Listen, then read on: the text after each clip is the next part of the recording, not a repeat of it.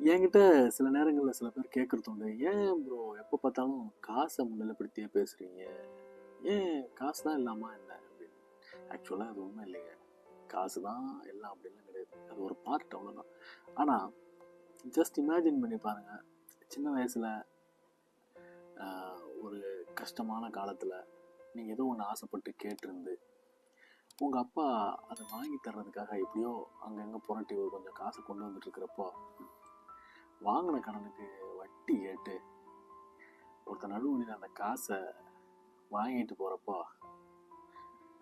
உங்கள் அப்பா வீட்டில் வந்து உங்ககிட்ட ஏதோ ஒன்று சமாளிக்கிறதுக்கு முயற்சி பண்ணுறப்போ அவர் மனசில் ஒரு வலி இருக்கும் பார்த்தீங்களா? அந்த வலியை நீங்கள் உணர்ந்துருந்தீங்கன்னா இந்த கொஸ்டினை யார்ட்டையுமே கேட்க மாட்டீங்க. இந்த உலகத்தில் சில விஷயங்கள் இப்படிதாங்க, அது ரொம்ப முக்கியமாக தான் இருக்கும். ஆனால் அது மட்டுமே முக்கியம்னு கிடையாது. பட் என்னதான்